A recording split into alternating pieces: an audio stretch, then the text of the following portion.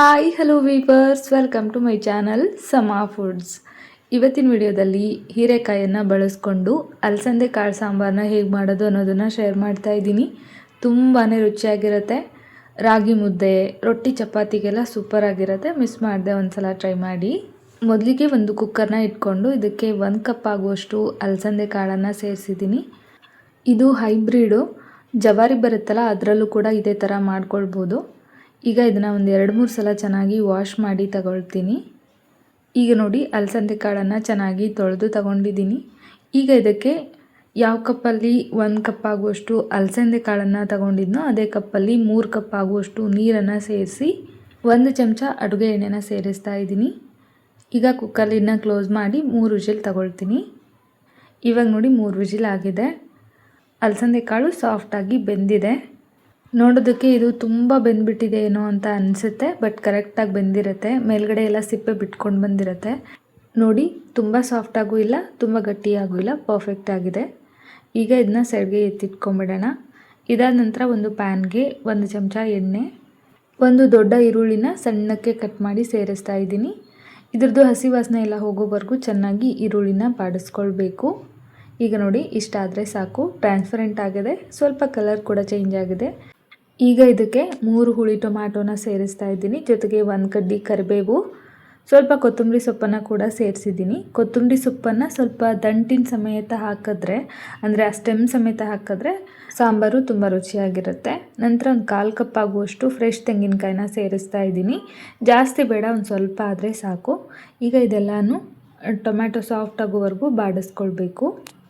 Tomato ಸಾಫ್ಟಾಗಿ ಬೆಂದ ನಂತರ ಒಂದು ಸ್ವಲ್ಪ ಅರಿಶಿಣದ ಪುಡಿ, 1 ಚಮಚ ಸಾಂಬಾರು ಪೌಡರ್ನ ಸೇರಿಸ್ತಾ ಇದ್ದೀನಿ.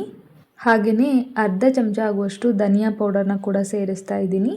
ಅರ್ಧ ಚಮಚ ಅಚ್ಕಾರದ ಪುಡಿ, ಒಂದು ಸ್ವಲ್ಪ ಉಪ್ಪು, ಇದೆಲ್ಲ ಬೇಯೋದಕ್ಕೆ ಮಾತ್ರ ಉಪ್ಪನ್ನು ಸೇರಿಸಿದ್ದೀನಿ. ಖಾರದ ಪುಡಿನೂ ಅಷ್ಟೇ, ಮಸಾಲೆಗೆ ಬೇಕಾಗಿರೋಷ್ಟನ್ನು ಮಾತ್ರನೇ ಹಾಕ್ಕೊಂಡಿದ್ದೀನಿ. ಈಗ ಈ ಮಸಾಲೆಗಳ ಜೊತೆಗೆ ಟೊಮ್ಯಾಟೊ ಮತ್ತು ಈರುಳ್ಳಿನ ಚೆನ್ನಾಗಿ 1 ನಿಮಿಷ ಬಾಡಿಸ್ಕೊಂಡಿದ್ದೀನಿ. ಇಷ್ಟಾದರೆ ಸಾಕು. ಈಗ ಇದನ್ನು ಒಂದು ಮಿಕ್ಸಿ ಜಾರ್ಗೆ ತೆಗಿಬೇಕು.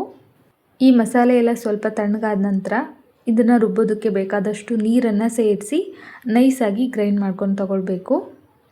ಇವಾಗ ನೋಡಿ, ನೈಸಾಗಿ ಗ್ರೈಂಡ್ ಮಾಡಿದ್ದೀನಿ. ಇದನ್ನು ಸೈಡ್ಗೆ ಎತ್ತಿಟ್ಕೊಂಡ್ಬಿಡ್ತೀನಿ. ಇದಾದ ನಂತರ ಕುಕ್ಕರ್ಗೆ 1.5 ಚಮಚ ಎಣ್ಣೆ, ಅರ್ಧ ಚಮಚ ಸಾಸಿವೆನ ಸೇರಿಸ್ತಾ ಇದ್ದೀನಿ, ಅರ್ಧ ಚಮಚ ಜೀರಿಗೆ ಸಾಸಿವೆ ಚಿಟಪಟ ಅನ್ನೋವಾಗ 1 ಸಣ್ಣ ಈರುಳ್ಳಿನ ಸಣ್ಣದಾಗಿ ಕಟ್ ಮಾಡಿ ಸೇರಿಸಿದ್ದೀನಿ.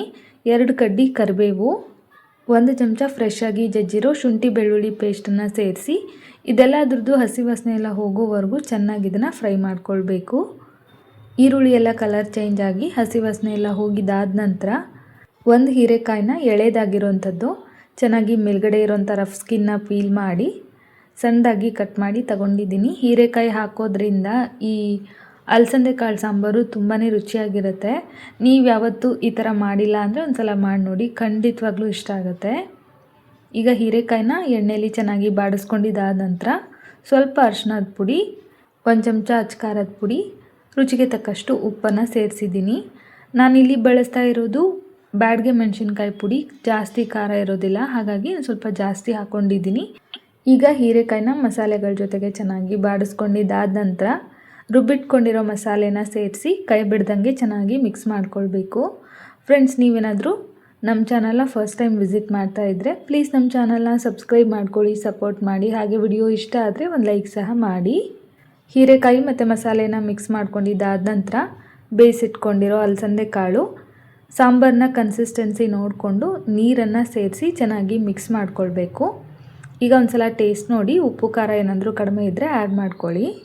ಈಗ ಕುಕ್ಕರ್ ಲಿಡ್ನ ಕ್ಲೋಸ್ ಮಾಡಿ ಒಂದೇ 1 ವಿಜಿಲ್ ತಗೊಳ್ತೀನಿ.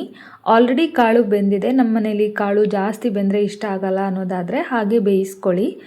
ನಾನಿಲ್ಲಿ ಒಂದೇ 1 ವಿಜಿಲ್ ತಗೊಂಡಿದ್ದೀನಿ. ಈಗ ನೋಡಿ, 1 ವಿಜಿಲ್ ಆಗಿದೆ.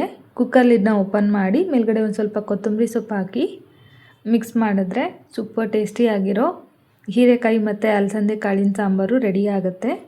ಬಿಸಿ ಬಿಸಿ ಮುದ್ದೆ ಜೊತೆಗಂತೂ ಈ ಸಾಂಬಾರು ಸೂಪರಾಗಿರುತ್ತೆ. ಚಪಾತಿ ಜೊತೆಗೂ ತಿನ್ಬೋದು, ದೋಸೆ ಜೊತೆಗೂ ತಿನ್ಬೋದು. ಐ ಹೋಪ್ ಇವತ್ತಿನ ಈ ವಿಡಿಯೋ ನಿಮ್ಮೆಲ್ಲರಿಗೂ ತುಂಬಾ ಇಷ್ಟ ಆಯಿತು ಅಂದ್ಕೊಳ್ತೀನಿ. ಮುಂದಿನ ವಿಡಿಯೋದಲ್ಲಿ ಮತ್ತೊಂದು ಟೇಸ್ಟಿ ರೆಸಿಪಿ ಜೊತೆಗೆ ಮತ್ತೆ ಸಿಗ್ತೀನಿ. Bye friends, thank you so much.